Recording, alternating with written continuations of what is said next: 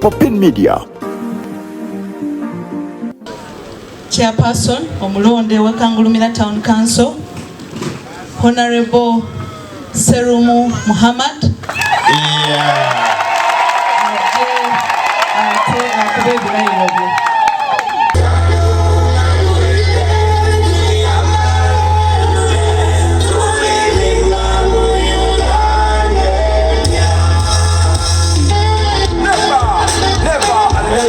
That this beautiful nation will experience the oppression of one by another. Bear the indignity of being the skunk of the world. I, Seru Muhammad, swear in the name of the Almighty Allah, solemnly affirm that I shall faithfully exercise the function of the chairperson of Kangulumira Town Council and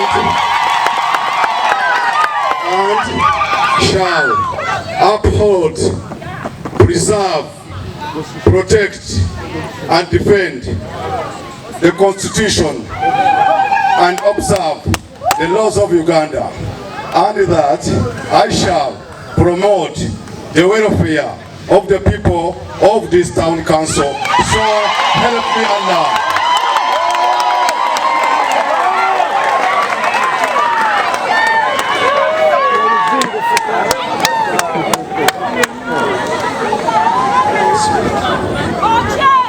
I, Serumu Muhammad, swear in the name of the Almighty Allah, solemnly affirm that I will be faithful and bear true allegiance to the Republic of Uganda, and that I will preserve, protect and defend the Constitution.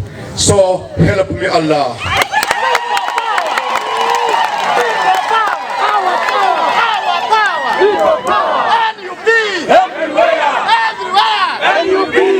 I, Sembia Umar, swear in the name of the Almighty God, swear in the name of Almighty Allah, solemnly affirm that I will give faithful service to this council and support and uphold the Constitution of the Republic of Uganda as by the law established. So help me Allah.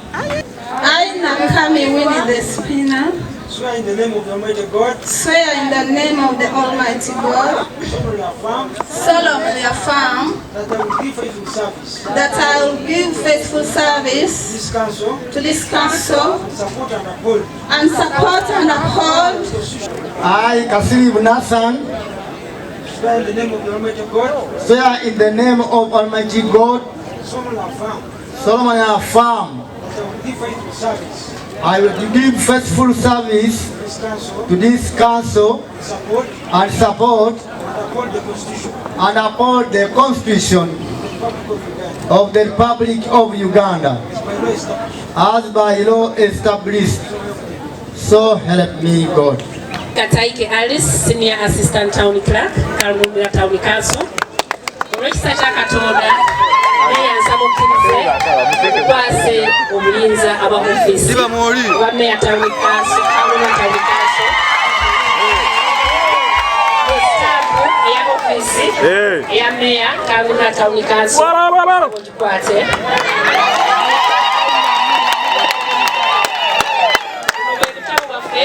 Government Act nabo nsaba obukwate.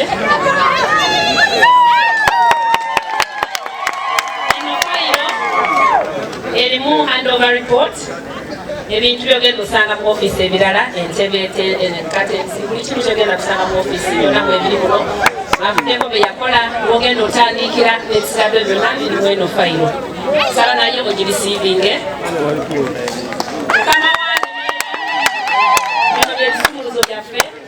Kuliko ekya office n'ekya motocycle yaffe. Motocycle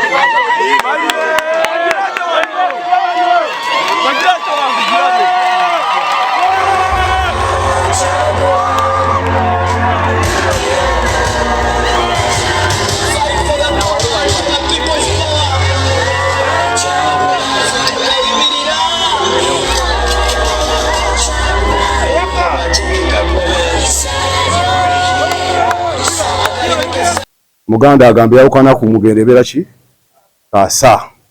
Njagala tutambule bumu nga temulimu kyekubyo, temuli mu kwawukana. Badde mpulira ebigambo nti mubadde mulimu enjawukana mu kansa ewedde, so si byagala mu yange.